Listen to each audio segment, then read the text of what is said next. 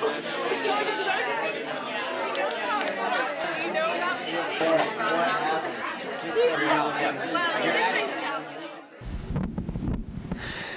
evening. Thank you, Emily and Christian Brothers University, for opening your venue for us tonight. My name is Caleb Curlin. I am the owner and operator of Marmilu Farms, which is a multi-species pasture-based livestock operation in Jackson, Tennessee. We had a whirlwind 36 hours from Nashville to Jackson to appropriately ending here in Memphis. While I was born and raised in Jackson, my mother is a longtime Memphian. Many of my kin are in the audience tonight, and I spent much of my upbringing in this community. I hope you could see from the film just what we're trying to do and why I was interested in coming back to West Tennessee, to be a part of regenerating landscapes, building community, and investing in communities like Memphis. And so I hope, tonight you could get a passion for that. You can see kind of the enthusiasm and the energy that's come from that. I spent the last 2 years of my life with my wife and kids with Joel. I'm incredibly indebted to him for the knowledge and the training that I received from him. And as you saw, as many people said, like, I have the tools to go out and replicate what I learned at Polyface. The biggest thing that I can say is, as I introduce Joel, many of you here tonight are farming because of Joel, or you know people that are farming, I'm a career military officer in the Army Special Forces. Like, why do you leave that, a good paying job, having a lot of good times, jumping out of planes, helicopters? I read a book, and just as Joel said, I caught the vision for the noble, righteous profession that it is to shepherd the landscape. With that, would you welcome Joel tonight? Thanks.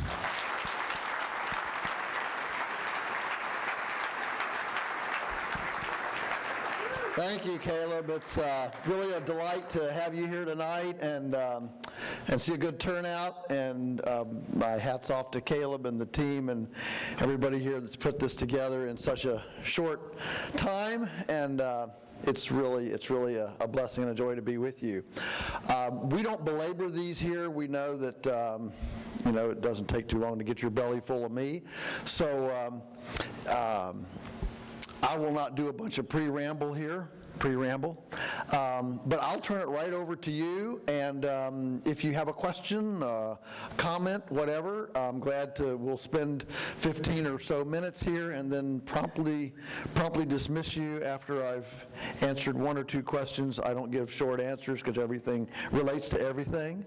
And so don't be bashful. If this film has stimulated a question, a thought, a comment in your mind, we're all friends here, and so thank you. We've got one right.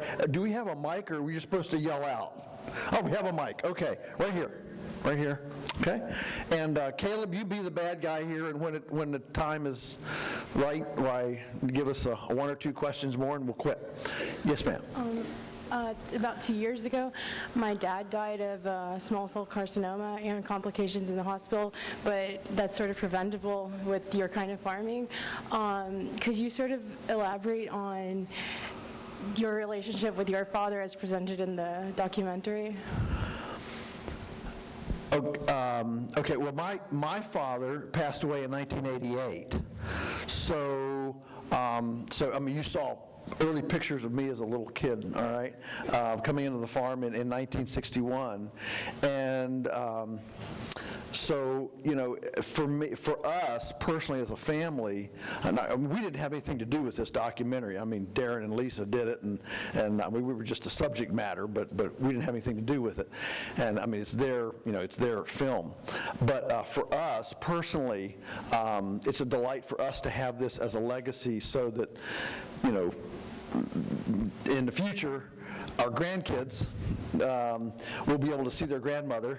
You know, you've got 4 generations on here: Mom, me, Daniel, and then the grandkids will be able to see those 4 generations. And so one of the best joys of my life is that we have 4 generations living there on the farm. That's unusual today.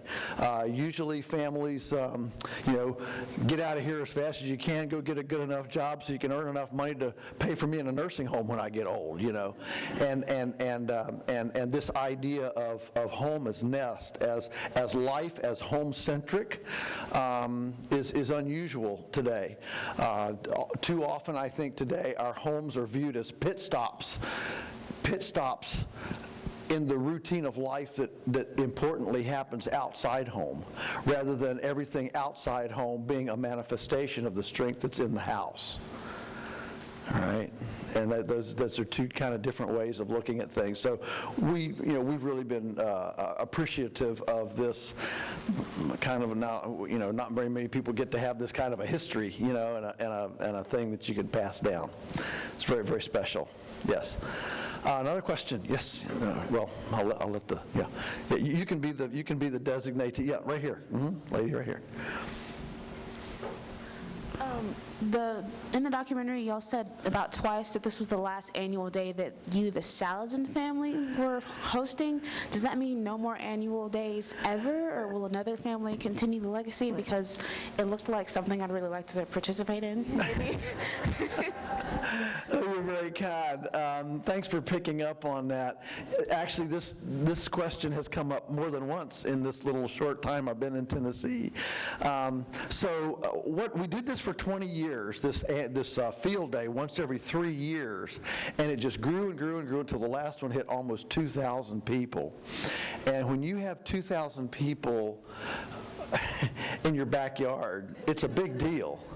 And the reason, and we love people, we love people, but we had to stop it because it got so big that the logistics of parking all the cars, which took a whole field, the logistics of mounting the tent, the logistics of having all of the animals close enough up in order to walk to them. I mean, when it first started, we put everybody on a hay wagon, and we'd go out. So it didn't really matter where the animals were, because you just drive to them. And when we hit 14 hay wagons, we had to stop that because it just got too risky. Too many wheels, too many tires, too many tractors, too many little children that could fall off. It just your insurance agent, trust me, goes apoplectic over seeing things like that. So then we had to go to walking. Well, then here's what happened. What happened was it got so big that one day dominated all of our farm planning for the year. Well, we've got to put the cows over here to get this field done because we've got to move the chickens in there so they'll be close enough to where people can walk to the field day.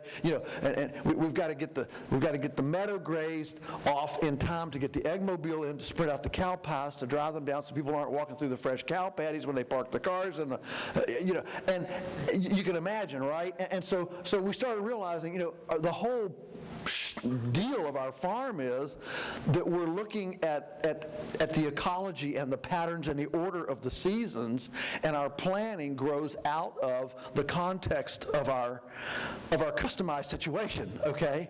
And here we were, an outside event, if you will, was coming from outside, dominating every single decision that we made for the entire season for that one day. And we were, no, this is backwards. This is backwards. Now, so we still do a lot of small things. We do the Farm Freedom Fest in September. That's limited to 500 people, though. We do twice a month. We do lunatic tours. Those are limited to 100 people, though. Okay, go on a hay wagon, a 2-hour tour. We do our Polyface Intensive Discovery seminars in July. So we still have a lot of things going on, but they're all smaller groups that don't dominate the whole place. We can throw everybody on a hay wagon if the cows are a mile away. Well, we just drive to them, and we don't have to bring them up close where people can see them.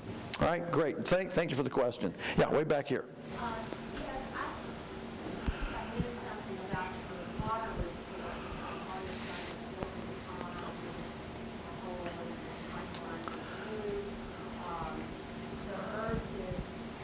sustainable as you move the animals.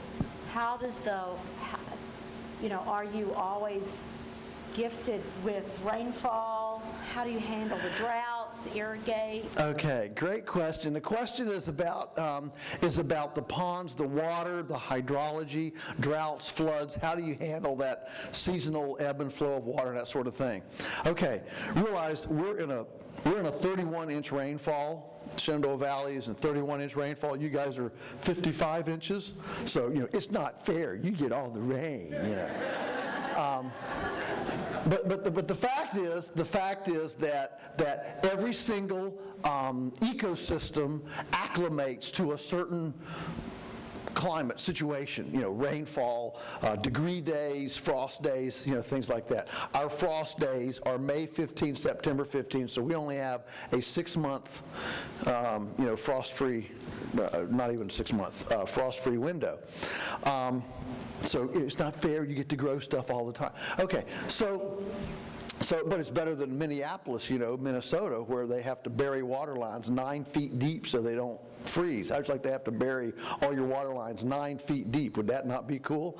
All right, so here's the point about the water. A lot of people don't realize that North America 500 years ago was up to 8% water.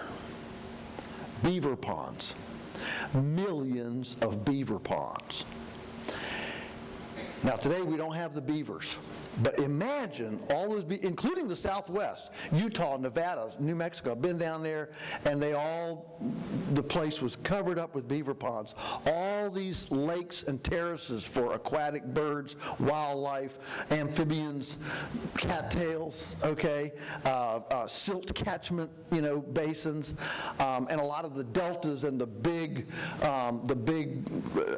fertile areas now we know are previous old dried up beaver ponds, what silted up behind these shallow terraces that the beaver ponds built. And that created a hydrology in the entire continental ecology that is hard for us to even fathom today. So, in permaculture fashion, we're saying, all right, how does nature work? Well, one of the way nature works is to bring these beaver ponds, these animals that do this work, to actually hydrate the landscape, to create all these barriers to the water just, draining away. And so we don't have the beavers anymore. What we do have is petroleum and excavation equipment.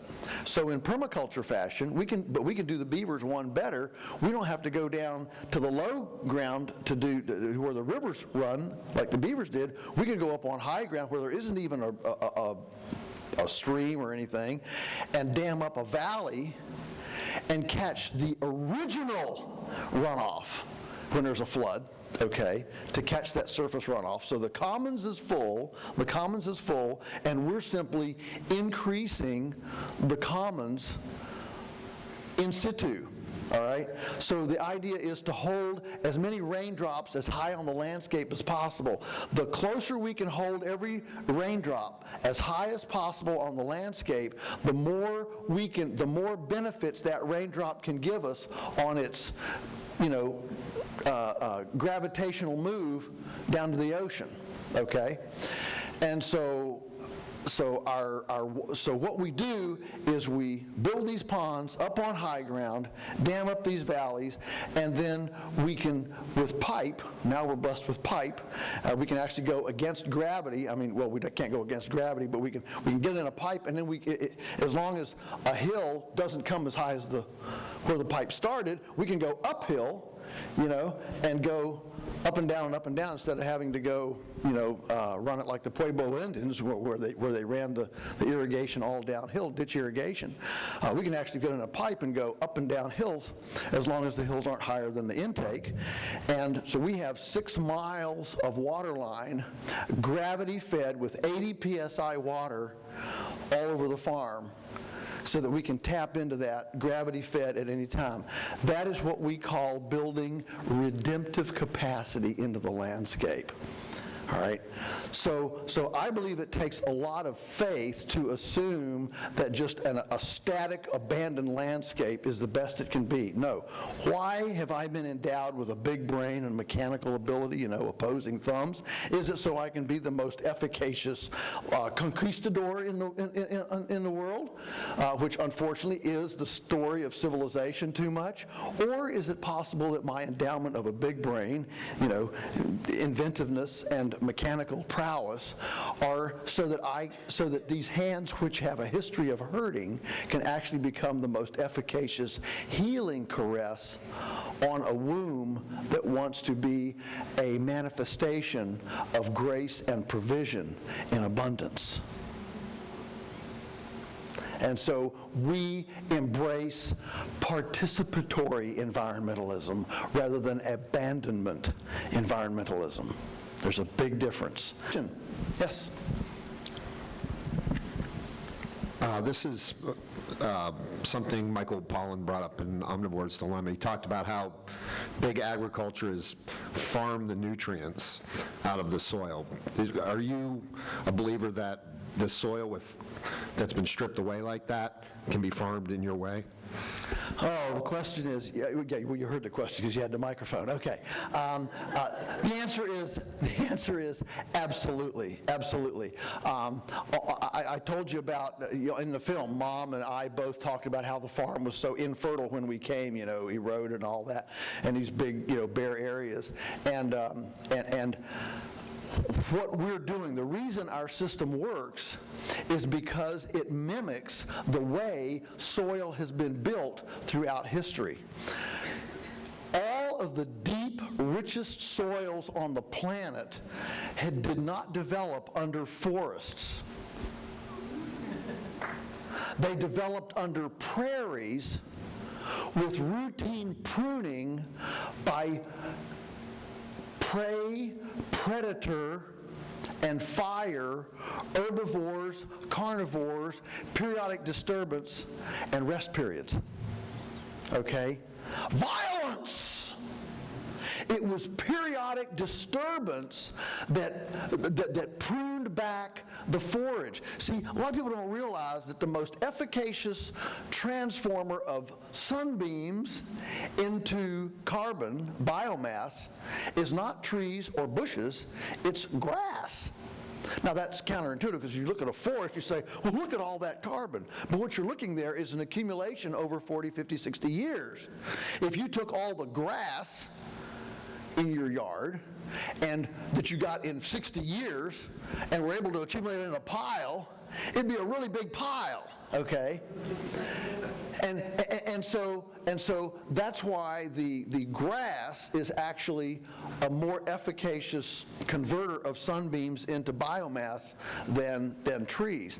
But the grass, it goes through this growth period and goes into senescence and stops. So it needs the herbivore to prune it back like an orchardist would prune an apple tree or a viticulturist would prune a vineyard, to prune it back to restart the very rapid juvenile growth curve. I call the cow the biomass accumulation restart button, okay?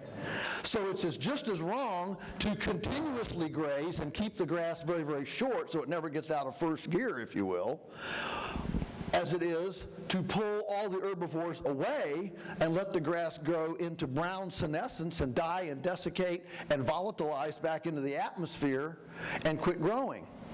Both of those are inappropriate. The appropriate thing is to utilize the herbivore in its historic role as a rejuvenator and pruner to maintain the juvenile viability of the perennial. And so going to a perennial base completely changes the energy flows as opposed to annuals. Nature favors perennials, not annuals. What does the USDA favor? Annuals. So our entire national farm policy is predicated on the assumption that we should subsidize what is anti-nature. That's profound, okay? It's profound. And so annuals never build soil. Annuals deplete soils. Perennials build soils. Herbivores, under intensively, choreographed migratory patterns build soil, not stationary herbivores, okay? So we want mosaic landscapes, not continuously grazed stationary, all right? And what's neat is when you have mosaic landscapes, guess what? Pollinators just explode because there's always something in bloom. If it's continuously grazed and static and the cows just stay on the same place all the time, not doing what they're supposed to do, then there's no blossoms and there's no pollinators and the whole thing's just shut down. The point is there are healing ways to manage and there are hurtful ways to manage. And we just need to do the healing. Another question. Where's your mic's over there? Sorry, the mic's too far on the other side there.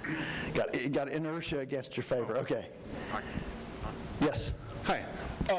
Obviously, you're very influential with farmers, and you're growing fields of farmers, and I feel like we're maybe the drops in the bucket. Are there any huge, is there a billionaire, or is there a huge corporation or a government that you know of that you're directly influencing to change their ways, change their policies, change the way, if it's a billionaire, change the way they spend their money and invest it, and, No. I took a car ride with David Rockefeller once, no. You have to understand that what you just saw here, if it actually became, the new orthodoxy, it would completely invert the power, position, prestige, and profits of the entire world's food and farming system. And that's a big ship to turn around. And a lot of things to happen. So, I don't sit here and lie awake about turning that ship around. I'm the Stephen Covey. Stay within my sphere of influence, because if I start worrying about stuff that's outside my sphere of influence, I just go bonkers, okay? So I stay within my sphere of influence, say, what can I do to this piece of creation, okay, that I've been entrusted with? Make it a showcase, make it a show place, make it a demonstration plot of healing and creativity. That's enough to keep me busy. Good question. Another question. Yeah, gentleman back there, or lady, the lady right behind. Yeah, right here. Okay. Don't be afraid to be aggressive. This is okay. Yeah. What advice might you give urban farmers, particularly amateur urban farmers, who are trying to replicate or utilize your methods in an urban setting? Great question. Urban farmers, what about them? Okay. Let me just say a couple things. One is that produce, vegetables, especially lettuce, all right, and greens, all right, kale and Swiss chard and collards and, that sort of thing, are primarily water, okay? Now, we know they're extremely important for us, fiber and minerals and, carotenes, all the colors, very, very powerful, okay? But they're primarily water and they're highly perishable. So, in my perfect world, let me just share, in my perfect world, every single urban sector can grow all of its highly watery, freshy, juicy type stuff on site. So imagine if every building on this campus had a solarium on the side of it, facing south, okay, that grew mesclun mix, broccoli, and peas during the winter, okay, and provided passive solar energy for the building, and the plants created super oxygenation, which would go through the building, and all the students would get hyperventilated on super oxygen, from the transpiration of the plants. It would fix the humidity problem in the building. Think of all the things that would happen. Instead, we send our military to the Middle East to make sure we have cheap enough oil to send mesclun mix from California to Minneapolis in the wintertime. Are you, I mean, you know, if we took the petroleum that's currently spent sending off-season watery, succulent perishables to the non-seasonal areas and took that instead and put it in solariums on the side of every house and every building in all of our cities, we would be self-sufficient in production. We could cut the energy by 2/3.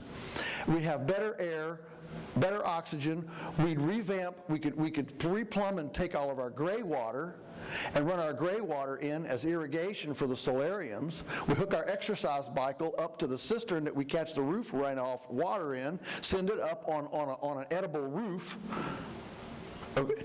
This is not rocket science. I haven't even put a computer in any of my explanations here. Okay? This is simple, okay, stuff. And so now all you got to do is go to a Mother Earth news fair, you know, and you will see every kind of stackable patio, you know, garden systems, you know, honeybee nests on the rooftop. I'm a big believer in kitchen chickens. You know, you don't have to, I mean, throw out the dog, the cat, the cobra, and the gerbil, and get 2 chickens for your apartment, your house, you know. They'll take all your kitchen scraps and eat them and turn them and give you 2 eggs every day, and you don't even have to now put your garbage. I mean, garbage disposals are like, you know, it's like the most anti-green thing you can do, and your garbage now doesn't have to go into a truck that goes to a compost site so you could get a nice I participated in the Greenie system card for composting. No, that's crazy. It should never go on a diesel truck. It should be recycled on site with kitchen chickens. And if you've got teenagers in the home, there's no better role model than a chicken for a teenager. I mean, think about it. Chickens are the first things that get up in the morning. They wake up first every morning. They beat pigs, they beat cows, they wake up first thing in the morning, bright, bushy-tailed, and they spend all day turning trash into treasure, you know, garbage into eggs, and then in the evening they're the first thing to go to sleep. I mean, they don't go out and carouse on the town. I mean, the sun goes down and they head for the perch, you know. And what could be a better role model for a teenager than a chicken, you know? So anyway, there's a lot of good stuff. So the urban sector needs to have a fully integrated food system with these highly perishable, succulent, watery stuff. Then the meat, the dairy, the cheese, okay, all that comes from the landscape surrounding. Okay, because all that can't be produced in the city.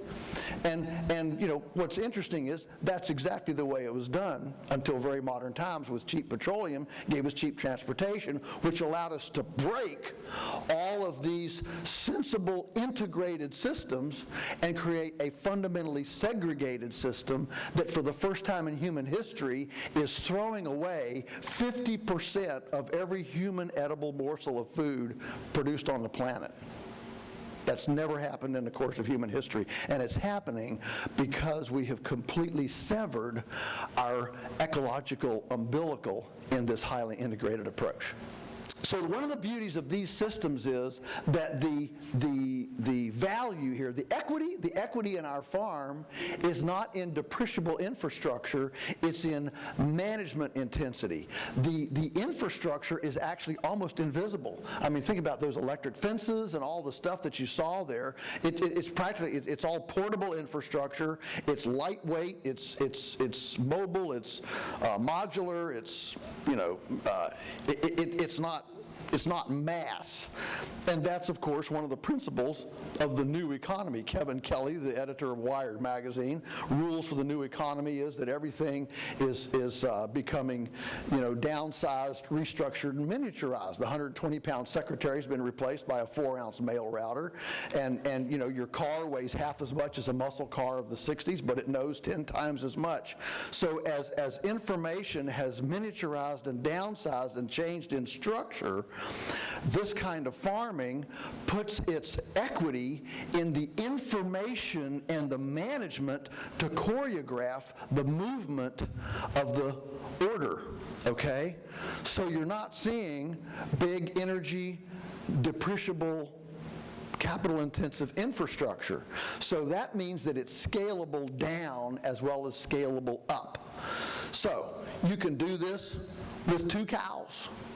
I always like to say 2 cows. Don't, cows are social. They should have 2, not 1, all right? And you could do that on, on 1.5 acres, okay?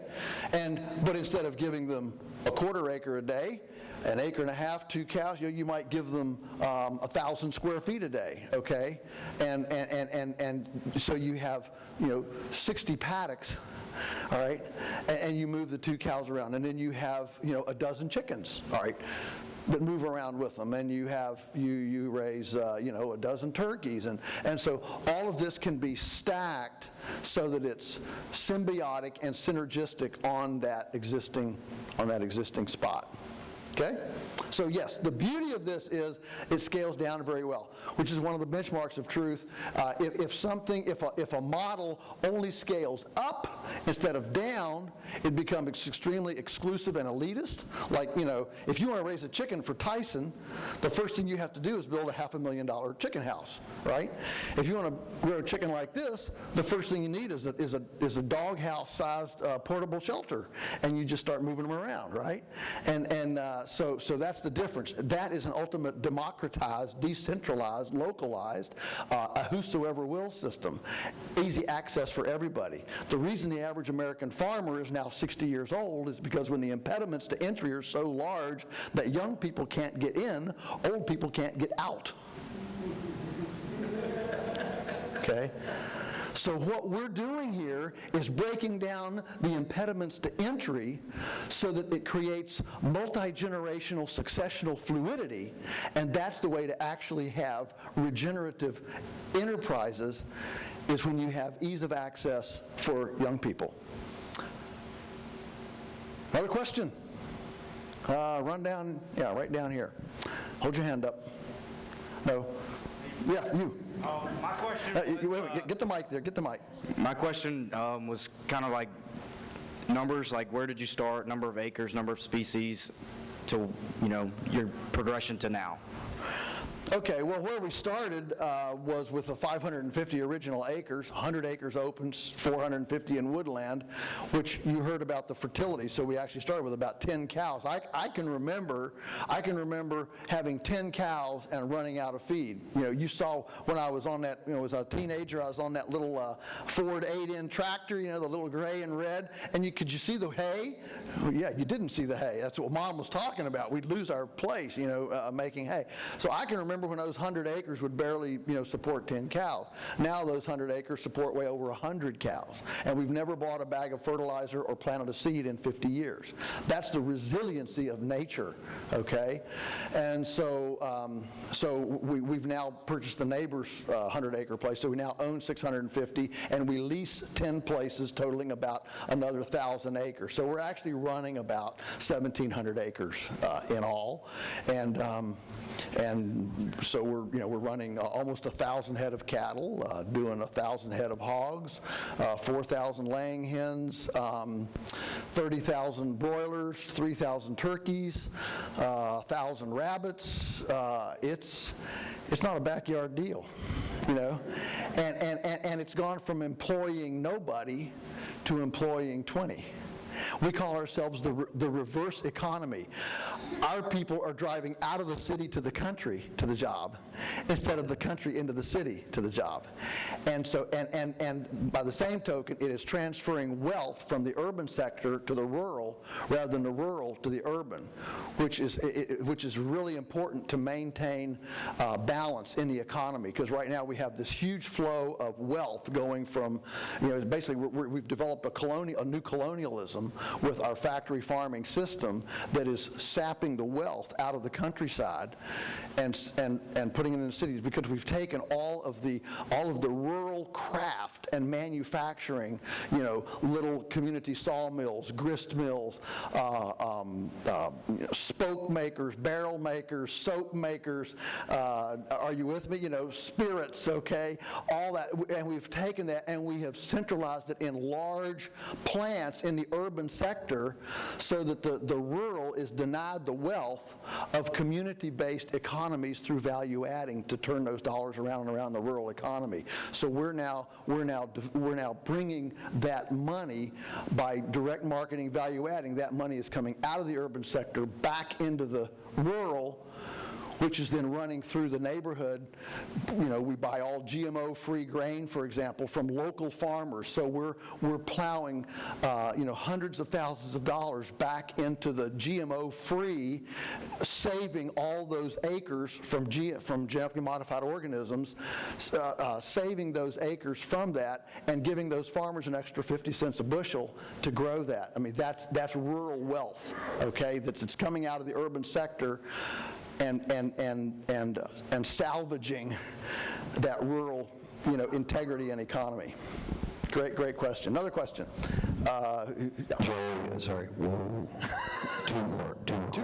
Two more. Okay. And this gentleman right here. Just come on down and grab him. Okay. You still have your question? Oh, okay. All right. Good. All right. Yes, sir. Mm-hmm. So I was really intrigued by the apprentice program and the role of interns in your operation. And another thing that's been centralized in our world is education. And I'm wondering what the role of formal education is. I'm thinking of your own children and grandchildren and your own story versus the sort of apprenticeship type of education that we saw a lot of in the film. I wonder if you could talk a little bit about education. I'm standing in an auditorium in a college. I'd better punt that question. I get into trouble on this because my basic thing is that now the way information has become democratized, that the role of the traditional boarding institutional education system is becoming obsolete. Now, before all the professors throw rotten eggs at me, that's not to say that any professor worth his or her salt can't create an online curriculum and create a studio that can broadcast their intellectual innovation around the world and not limit it to who can come and spend $40,000, okay, in situ in a classroom. See, this is what's happened, folks. The information revolution is changing our country. I do business conferences, okay, and I am amazed at the prophecies coming out of these prophetic business people who are looking into the future. I mean, there's a brand new book out called Disturb You. And one of its demographics shows that that 50% of all the jobs in the next 10 years have not been created yet. Uber has virtually turned the chauffeur car service upside down. I just got an Uber ride from in LAX, to a business conference in Hollywood a month ago. Asked the driver, it has disemployed 50,000 taxi drivers in Los Angeles. Now, and I said, that sounds. He said, hey, don't feel sorry for him. He said, when Uber was conceived, the whole idea was to offer this platform to the taxi and chauffeur service to make them much more adaptable, malleable, and usable, but they saw it as a threat, refused it, so Uber said, okay, we'll just do it privately, and it has completely dislocated all those people. We're seeing car sharing services where now when you take a flight, you go to the airport. I do a lot of travel, and while I'm traveling, my car at the airport can be used by somebody instead of using a rental car service.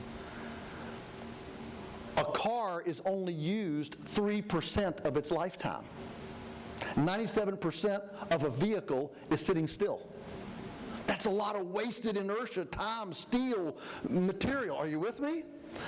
And, the average cordless drill is only used 17 minutes in its lifetime. Why do we have to buy all this stuff when with the internet we can create very malleable rental share sources so that we can share this stuff? And so the future is an amazing place right now as we're poised with on the brink of all of these networking, sharing type of things. Car ownership is plummeting. All right, Duke Power. The whole business model is predicated on continued increases of uses in electricity. But with LED lights and conservation efforts, electricity use is down. What do you do with a utility whose business model is ever increasing when the usage goes way down? Suddenly it doesn't work anymore. Anyway, we're in interesting times. What was the question anyway?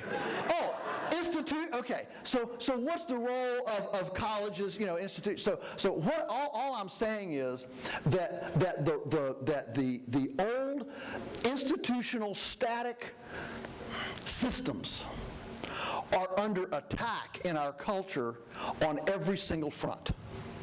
Okay, and I would suggest, if I were running a university, I would be positioning myself very rapidly to redeploy my intellectual and creative capacity in a malleable, non-in situ place rather than a very expensive bricks and mortar.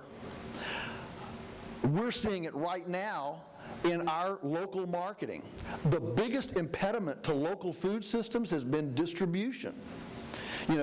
Farmers market, the distribution system is extremely inefficient. There have been numerous carbon footprint studies showing that the supermarket is a smaller carbon footprint, even though it's transporting stuff 1,500 miles on average, than the farmer's market. Why?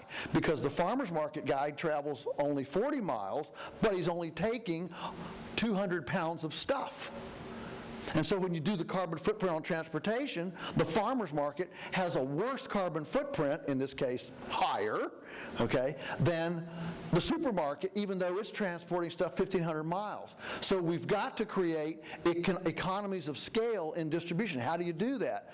Well, there's everything from the local natural foods boutique facade to CSAs to, different things.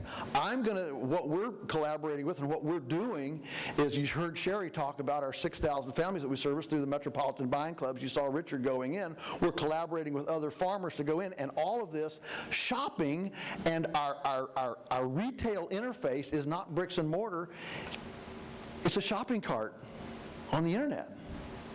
So our customers, we don't even have to stand there and wait while the customers decide, oh honey, do we really want a pork chop or do we want a ribeye steak, And while they're having this discussion for 20 minutes while I'm sitting there, waiting for this, they can do that at 1 o'clock in the morning in the bedroom, and then hit buy, and it's registered on our thing automatically. We don't even have to wake up for it. And this is called electronic aggregation. Bricks and mortar retail interfaces are becoming obsolete. Look at what happens with Amazon, eBay, Craigslist. The new economy is moving.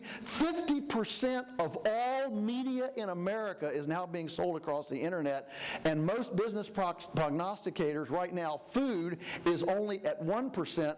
But just think what it's going to do when food, think about this, when right now media is 50% across the internet, okay, it's all done media on internet. Think about what's going to happen when 50% of food is sold on electronic shopping carts. Okay?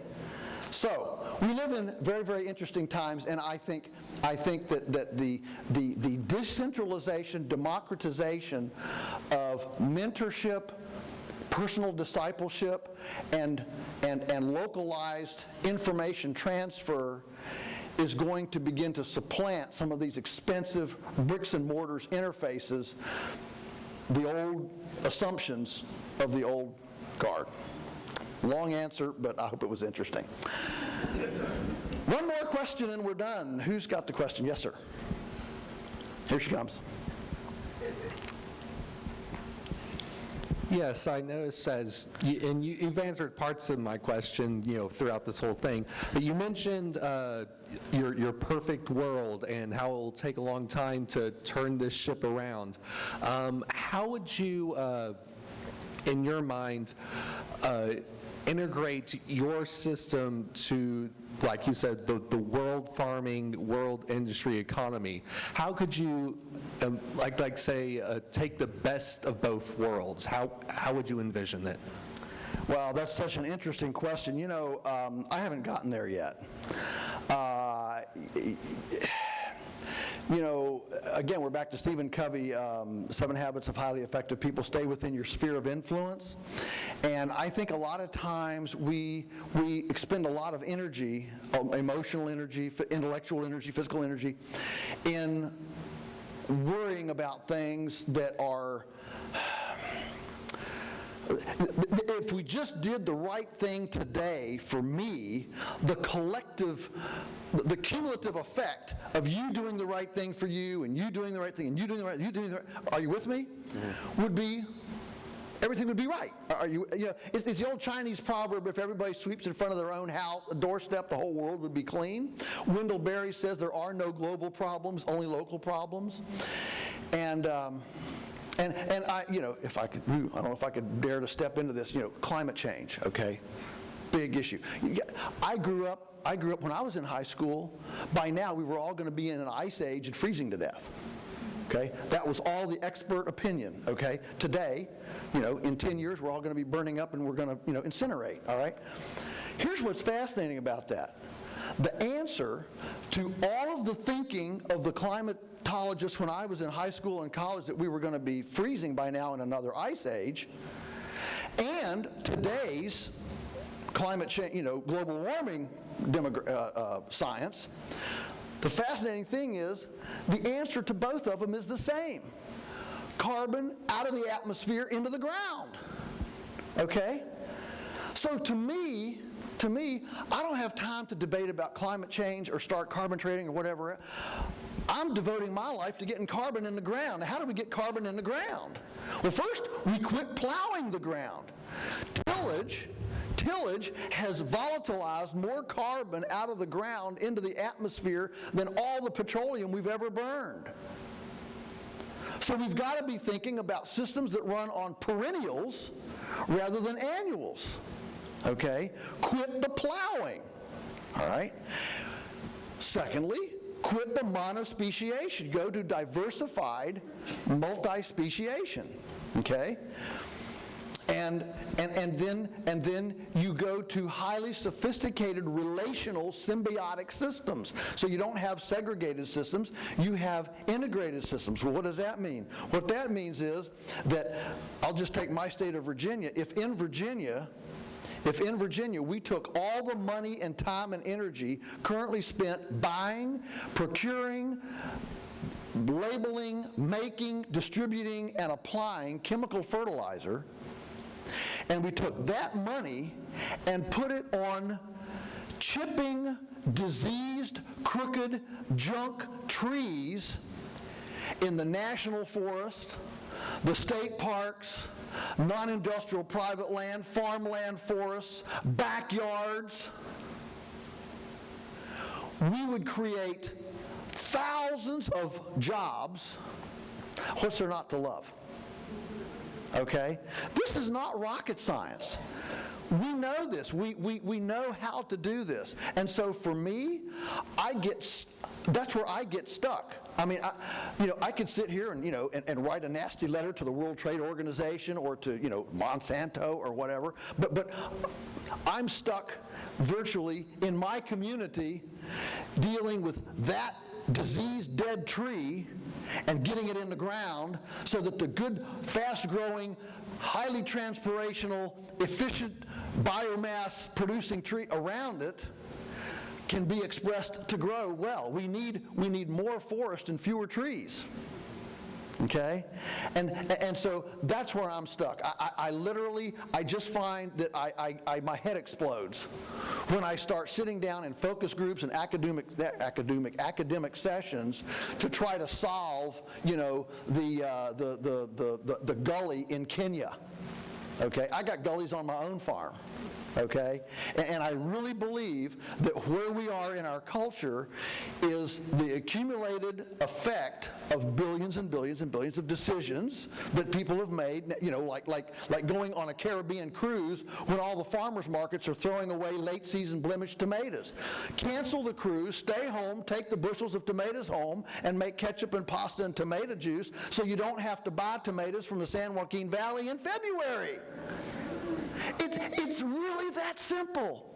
And if all of us would just sit down and make the right decisions and life, you know, interactions tomorrow that are right, 100 years is going to take care of itself. And we get so bent out of shape about trying to cross the T's and dot the I's 100 years out that we miss the most basic, simple things like just getting a 40-watt crock pot so you can buy unprocessed food directly from a soil-building farmer in your community, throw it in at 7 o'clock in the morning, go to work, come back, and it just sits there all day.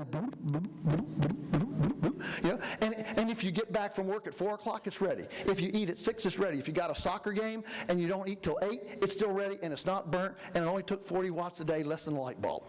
You know, to me, that's where I get stuck. You know, to me, those kind of things are so cotton-picking simple. Why do we sit here and get all convoluted about all these things are way out of our realm of influence? Anyway, we sit here, we worry all day about things that none of us can do anything about, when the stuff that we can do something about right under our feet to change our plumbing so we have a gray water system that runs back into the toilet so we're not using potable water in our toilet, that never gets done.